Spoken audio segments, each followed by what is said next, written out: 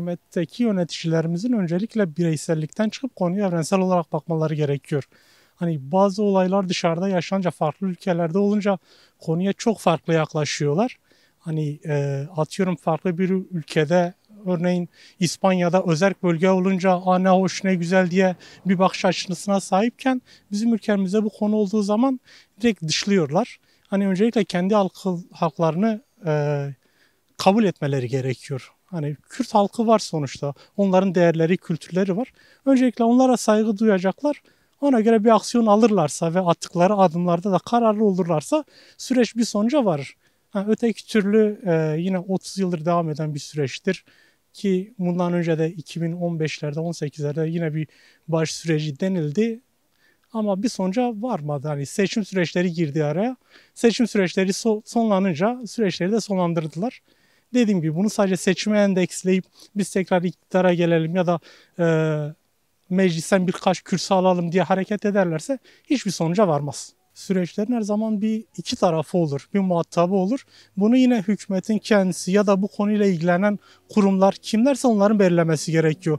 Ben muhatap olarak hani Öcalan olur ya da farklı bir DEM Parti'den bir yönetici olur. Ben muhatap olarak bunu alıyorum deyip bir yol haritası çizerse daha sağlıklı olur.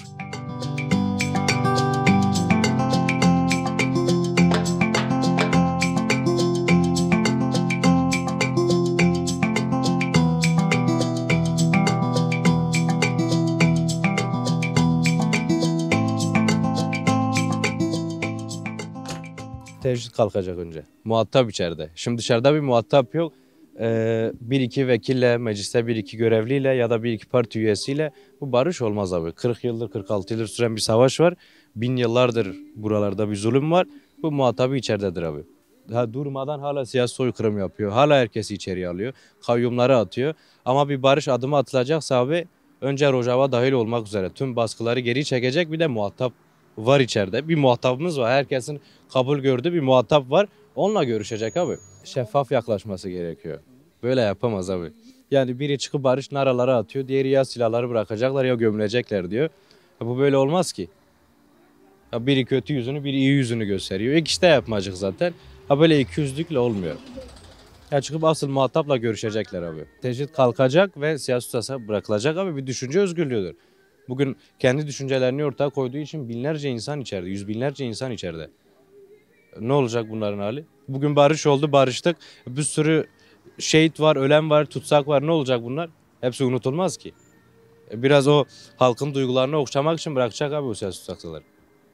Bırakacak, mecbur bırakacak. Yok kimse inanmaz yoksa.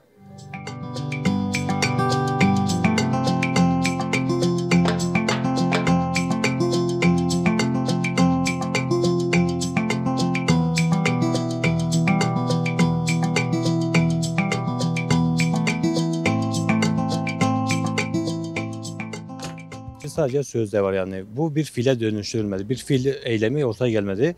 Hani sözde söyledi, barış sürecine gidiyoruz dedi. Geçenlerde Tirşin Barajı'nda Kürt fenomeni o meşhur olan, şu an ismi aklıma gelmiyor. Yani Bavi Tayyar diye iş yapıyorduk. Hani ona bombalı eylem gerçekleştirdi ve kendisi şehit edildi bir nevi. Hani Kürt halkı için şehit diyorlar kendisine. Mesela barış sürecine gidiyoruz diyor ama Rojava'yı, Kürdistan bölgelerine, Bağkur, Bağcı, Rojava, Kobani gibi bölgelerinde yani eylem yapıyor. Onlar bombalı, silahlı saldırılar bulunuyor.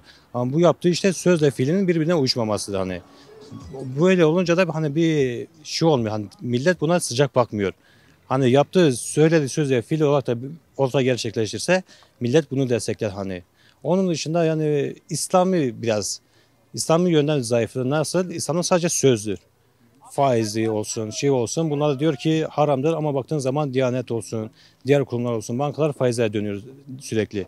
Yani bu tür şeylerde önemli olan hani sözünün fiile geçmesidir. Ama fiile dökmediği için bir tutumsuzluk oluyor yani. O yüzden somut adımlarını atması lazım. En başta Selahattin Demirtaş'ın gibi bu tür tutsakların hani çıkartılması lazım hani. Ona kesin güzel bir delille halka söylemesi lazım. Hani çok kişi bilmiyor hani neden içeri girdiği için. Diyorum mesela Suriyeliler şu falan baktığın zaman kendilerine de bu türlü eylemler, provokatörler var ama şey yok hani sözde sadece söz, fiil olarak bir şey yok hani. Hani barış istiyoruz dediği zaman vurmaması lazım. Madem ki barış istiyorsun, şu an bu aralar sıcak bir eylemlerin olmaması lazım. Hani soğutması lazım. O şekilde olursa daha güzel olur.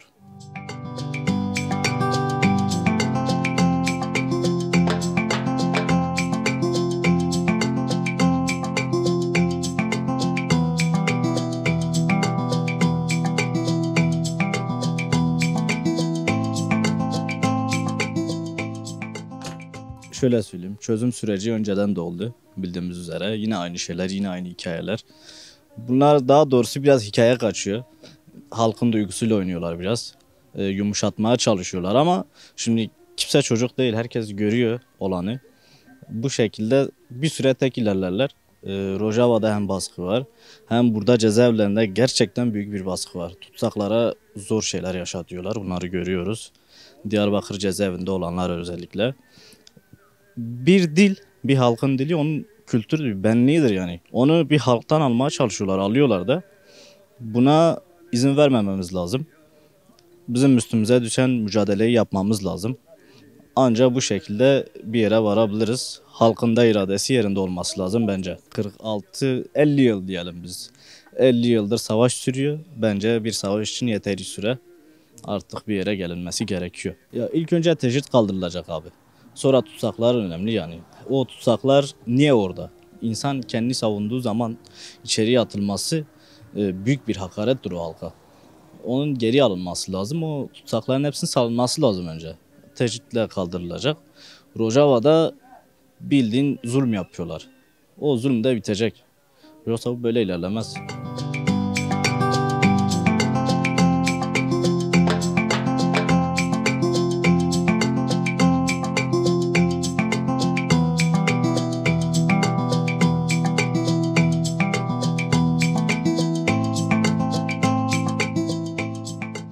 Atılacak adımların en mantıklı yönü şöyle diyebilirim. İçerideki tutsaklarımız olsun, ne bileyim tecritle olan sıkıntılarımız olsun daha samimi bir şekilde hareket edilebilir.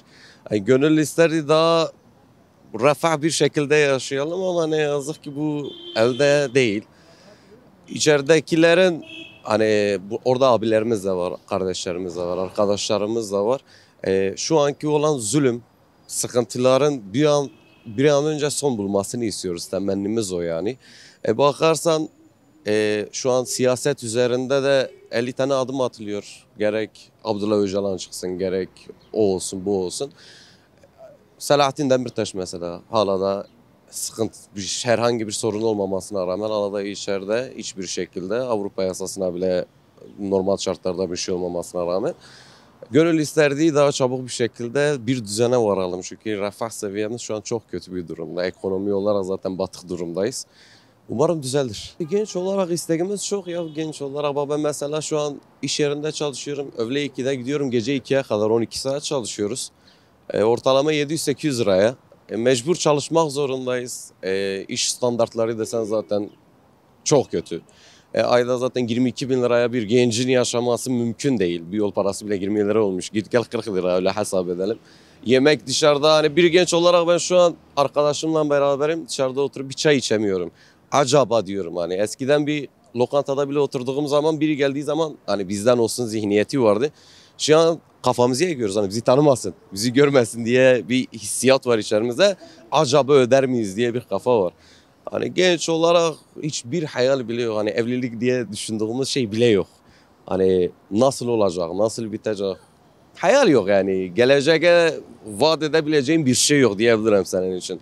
Düzelecek mi? Hiç sanmıyorum. Bu şekilde hani 20 senelik bir iktidar söz konusu. Ama ne yazık ki gençlerle alakalı hiçbir şey yok. Düzeleceğini hiç sanmıyorum. Sebebi de zaten ortada. Yani doların bu kadar olması. Daha bugün mesela 1 gram altın 3 milyar küsür olmuş. 3 milyar 100 milyon falan olmuş.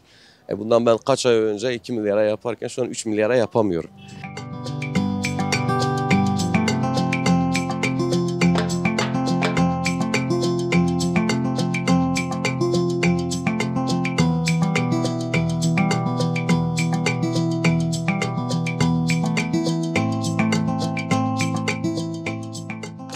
Ya ilk öncelikle bu cezaevlerinde olan siyasi tutsakların beraat edilmesi, ondan sonra bu Kürtlerin üstünde düşmanlık, ırkçılığın kaldırılması, kardeşçe, dostça birlikte yaşamak için adım atmaları lazım.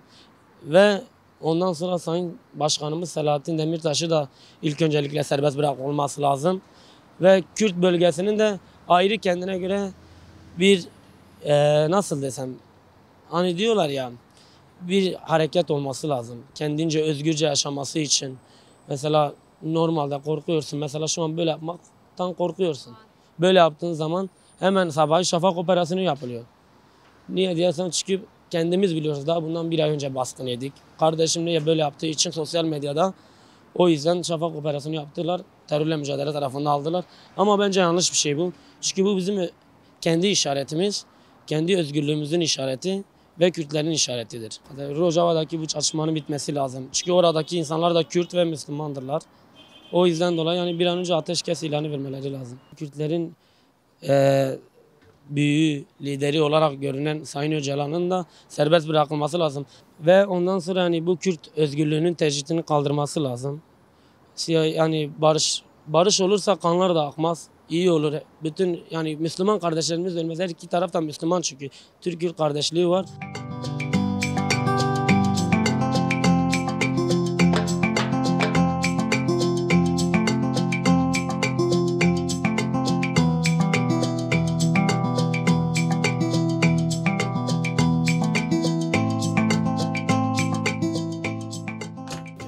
Yani bence her iki tarafın birbirine kıymet vermesi gerekiyor. Her iki tarafın birbirini dinlemesi gerekiyor, bilmesi gerekiyor.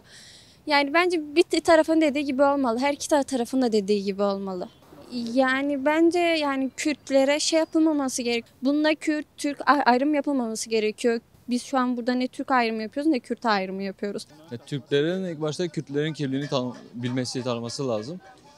Ondan sonra yani Kürtleri yok sayarak değil de Kürtleri tanıyarak, bilerek, sosyal medyadaki Diyarbakır haberlerine aldanarak değil de Diyarbakır'a gelip Diyarbakır'ı tanıyarak bu süreci atlatabiliriz rahat bir şekilde.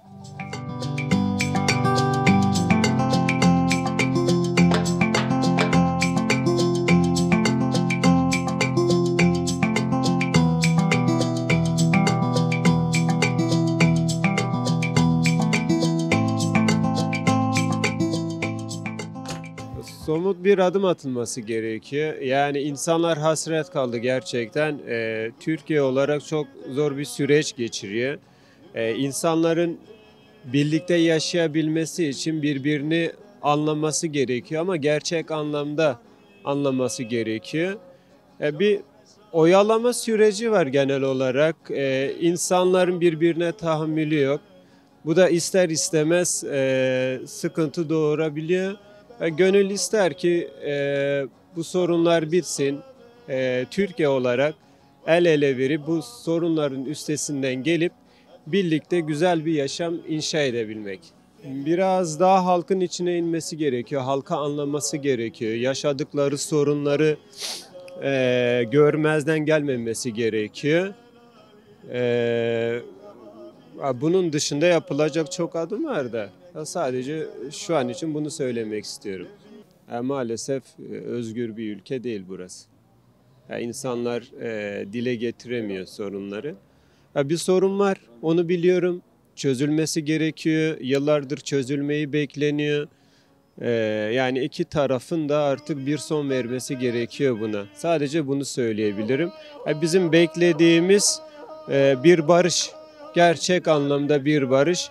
İki tarafın da mutlu olabileceği bir barış.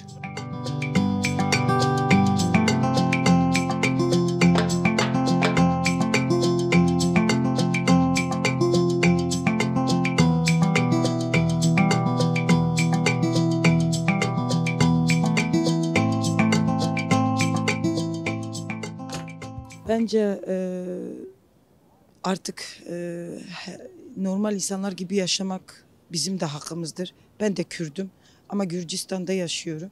Yeni döndüm yani Türkiye'ye. Bence biz barış olsun ya. Artık yeter, o Kürttür, bu Kürttür, o Türk müdür, o Gürcü müdür? Biz hepimiz insanız. Bizi bir Allah yarattı. Artık bir olmak zorundayız ya bu Türkiye'de. Sonuçta biz burada yaşıyoruz. Bizim çocuklarımız da buranın çocuklarıdır.